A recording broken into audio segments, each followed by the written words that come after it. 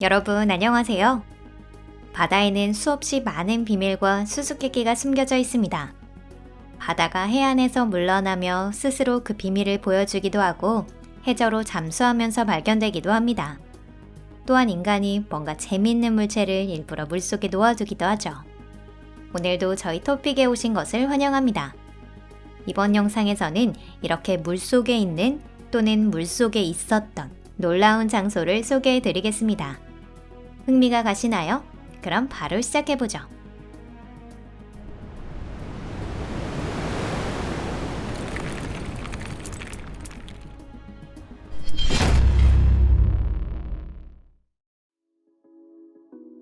시헨지, 영국. 전설의 건축물 스톤헨지, 아마 모르는 분들이 없을 겁니다. 그렇다면 노퍽주의 마을 홀름 넥스트 더시 근처에 스톤헨지의 형제격 건물이 있다는 건 알고 계신가요? 1998년 격렬한 폭풍이 지나가고 노퍽의 해안에서 바다가 조금 물러났을 때 훨씬 옛날에는 더 높았을 나무 기둥이 원형으로 서 있는 것이 발견됐습니다. 원형 중심에 놓인 그루터기는 아마도 제단이나 무언가의 흔적이라고 생각되는데요. 시헨지가 세워진 것은 기원전 21세기 무렵입니다. 많은 학자들은 바다의 신 같은 존재를 모시는 성역이었을 거라 추측하고 있습니다. 그 후 이 성역은 바다에 삼켜져 버렸습니다. 사람들에게 피해가 가지 않았기를 바랄 뿐입니다. 그리고 수천 년의 세월이 흐른 지금 바다는 일찍이 삼킨 땅을 다시 드러내고 당시 희생된 시헨지를 우리에게 돌려주었습니다. 사막의 아틀란티스, 카자흐스탄. 아랄해의 비극. 그것은 현대의 환경 문제 중에서 가장 눈에 띄는 문제 중 하나입니다. 아랄해는 20세기 중반까지 세계에서 네 번째로 큰 호수였는데요. 다만 당시 이미 자연의 작용에 의해 물이 조금씩 줄어들며 섬이나 염분이 모인 토양이 노출되기 시작했습니다. 그러던 중 인간이 아랄해로 들어오는 강물을 대량으로 사용하기 시작하면서 가뜩이나 불안정한 상태가 더욱 악화된 것입니다. 그리고 60년대 이후 호수는 급속히 말라갔습니다. 현재의 아랄해는 거의 자취를 감추었고요. 그곳에는 바다를 대신해 형성된 아랄름 사막이 펼쳐져 있습니다. 아랄해의 건조화는 환경학자에게는 엄청난 대참사입니다. 다만 고고학자들에게는 고마운 일이 아닐 수 없는데요. 물이 빠지면서 많은 양의 출토품과 도시의 유적이 드러나기 때문입니다. 2001년, 이전에 호수 밑바닥이었던 곳에서 영묘가 발견되어 켈델리 유적이라고 명명되었습니다. 그리고 몇 년 동안 과학자들은 과거 아랄해에 가라앉은 도시의 유적들을 여러 개 발견했습니다. 출토되는 독이나 동전 등으로 미루어 이 마을에 사람들이 살았던 것은 14세기경으로 추정됩니다. 도대체 그들은 누구이며 왜 중앙아시아 문명의 중심지에서 멀리 떨어진 이 황야에 온 것일까요? 그리고 왜 중세의 자료에는 그들의 존재나 호수가 밀려와 마을이 가라앉은 이 비극이 기록되어 있지 않은 걸까요? 어떤 강력한 통치자가 켈델리의 묘소에 묻혀 있는 걸까요? 과학자들은 아직 이 질문들에 답하지 못했습니다. 파블로 페트리, 그리스. 지난날 그 유명한 도시 스파르타가 있었던 그리스 라코니아현. 그 앞바다의 해저에서 1967년 과학자들은 도시 유적을 발견하게 됩니다. 다만 그리스에서는 이러한 수몰 도시가 드물지 않았기에 파블로 페트리라고 이름 붙여진 이 유적도 당초에는 큰 주목을 받지 못했습니다. 하지만 연구자들이 이 유적의 연대를 알아내면서 상황이 달라지는데요. 무려 파블로 페트리는 기원전 2800년경에 건설되었다는 것입니다. 즉 고대 그리스를 넘어 호메로스 시대보다도 더 전이었던 것입니다. 마을을 만든 것은 아마도 기원전 3000에서 2000년경 에게해에 떠있는 섬들의 대부분을 지배했던 미노아인들일 것입니다. 이 마을은 약 2000년간 존속했으며 기원전 17세기에 현재의 산토리니 칼데라에서 발생한 폭발적인 대분화도 견뎌냈습니다. 마을이 수몰된 것은 기원전 1000년경으로 주변에서 빈번하게 일어나고 있던 지진이 요인일 것으로 추정하고 있습니다. 파블로 페트리 시민들이 어떻게든 피해를 모면했다면 현재 그리스인들 중에 그들의 후손이 있을지도 모르겠네요.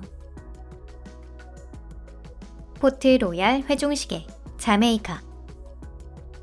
17세기 자메이카의 포트 로얄은 카리브해에 떠있는 섬들 중에서도 큰 도시 중 하나였습니다. 인구는 6천여 명. 국적과 종교, 피부색이 다른 다양한 사람들이 살고 있었습니다.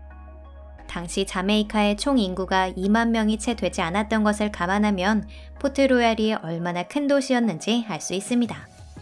단지 주민의 상당수가 해적 행위에 종사했으며 거리에는 수많은 매춘 숙소와 어두운 장소가 가득한 상태였습니다.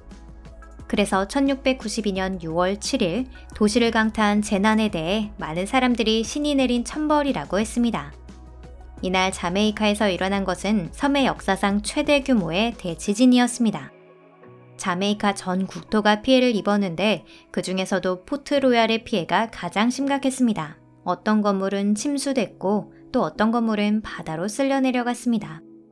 기록에 따르면 위층까지 물이 흘러들어 전혀 도망갈 곳이 없었다고 합니다.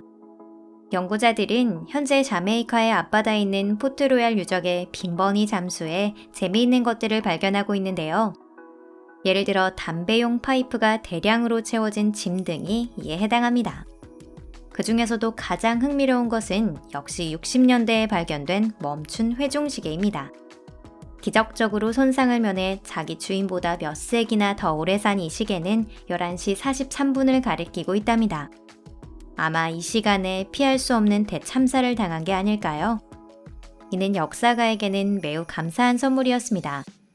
비교적 최근에 일어난 일이라도 정확한 시간을 특정하지 못하는 경우가 많기 때문이죠.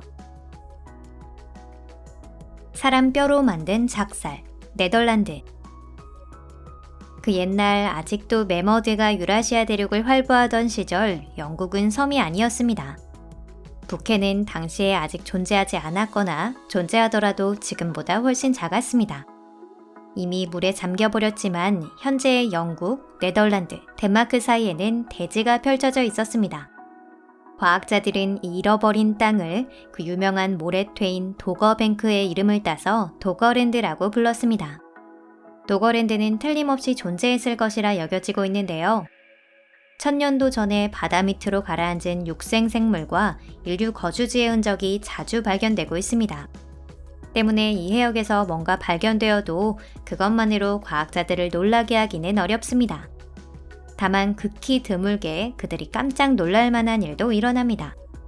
2014년 독일, 덴마크, 네덜란드의 과학자들은 북해 해저에서 다이버가 발견한 유물과 육지에 발사되고 있던 유물의 방대한 컬렉션을 만들었습니다.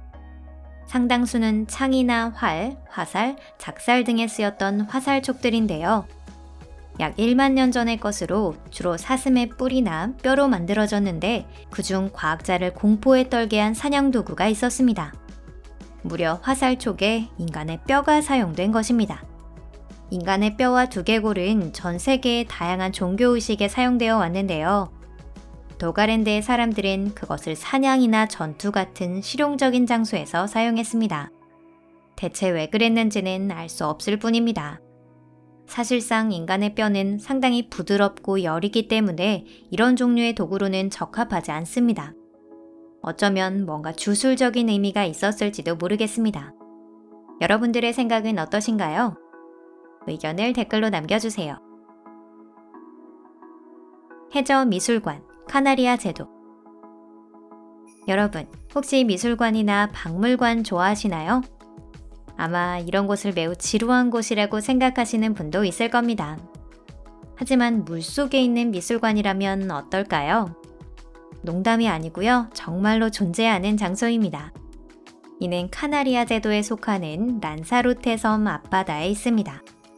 아틀란티코 미술관이라는 이름이 붙여진 이 박물관을 지은 사람은 영국의 유명한 조각가 제이슨 테일러 씨인데요.